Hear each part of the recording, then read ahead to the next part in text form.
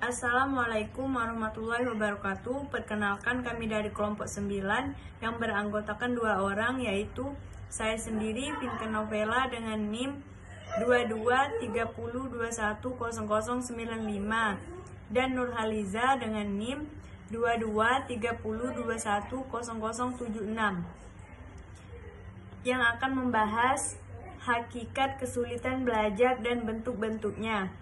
Definisi belajar. Secara kuantitatif, belajar berarti kegiatan pengisian atau pengembangan kemampuan kognitif dengan fakta sebanyak-banyaknya. Jadi, belajar dalam hal ini dipandang dari sudut berapa banyak materi yang dikuasai siswa. Teori-teori belajar. 1. Teori conditioning dibagi menjadi 2, yaitu conditioning klasik dan conditioning operan. Jenis-jenis belajar. Belajar menurut behaviorisme merupakan salah satu teori yang menjelaskan tentang tingkah laku siswa serta menjelaskan tentang belajar. Beberapa tipe belajar antara lain: A. Belajar sederhana, B. Belajar asosiasi, C. Pengkondisian klasik, D. Pengkondisian operan, E. Belajar melalui kesan, F. Belajar pengamatan, dan yang terakhir belajar melalui bermain. Tujuan belajar.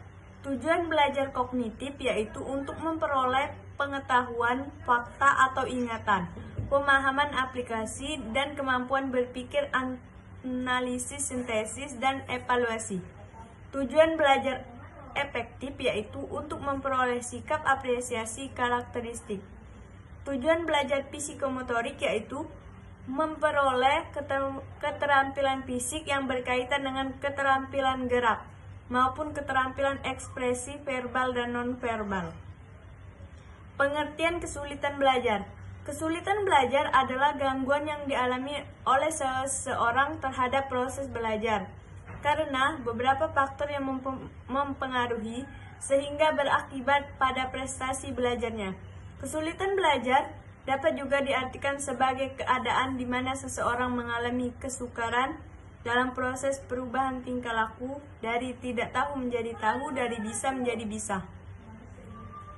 Jenis-jenis kesulitan belajar. Perspektif tugas-tugas perkembangan, kesulitan dalam mengingat, kesulitan dalam berpikir kemampuan, dan kesulitan dalam bahasa. Baiklah, saya di sini ingin melanjutkan materi yang telah dijelaskan oleh rekan saya. Perspektif aktivitas belajar terbagi menjadi 5 bagian. 1. Learning disorder, 2. Learning dysfunction, 3. Underhyper, 4. Slow learner, 5. Learning disabilities. Manifestasikan kesulitan belajar. Anak yang mengalami kesulitan belajar akan tampak dari berbagai gejala yang dimanifestasikan dalam perilakunya. Contohnya menunjukkan hasil belajar yang rendah, di bawah rata-rata nilai yang dicapai oleh kelompoknya, atau di bawah potensi yang dimilikinya.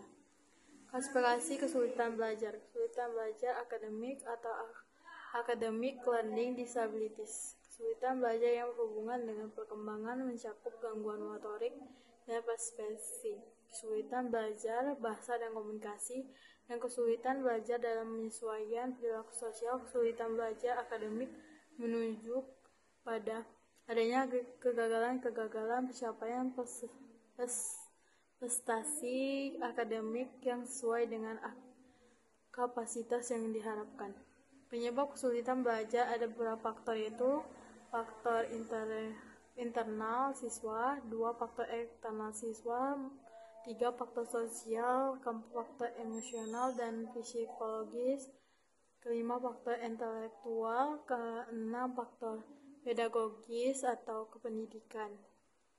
Diagnosis kesulitan belajar. Diagnosis adalah suatu penentuan dalam suatu masalah yang dihadapi atau kelainan dengan meneliti atau menganalisis gejala-gejala yang tampak pada seseorang, sehingga diagnosis kesulitan belajar adalah menentukan jenis masalah yang dihadapi dalam proses belajar. Diagnosis itu bertujuan untuk menentukan jenis kesulitan belajar yang dialami siswa.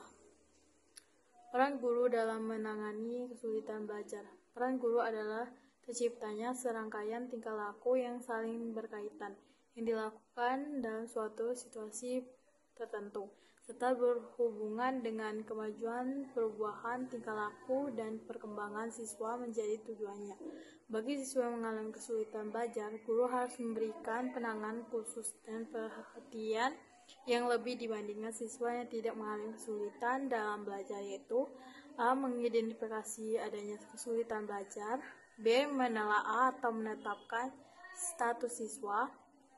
Kesimpulan dari kami, kesulitan belajar ialah suatu keadaan di mana anak dididik tidak dapat menyerap pelajaran dengan sebagaimana. Faktor yang mempengaruhi kesulitan belajar terdiri dari faktor internal dan faktor eksternal. Faktor internal yang berasal dari dalam diri peserta didik, sedangkan faktor eksternal berasal dari luar peserta didik.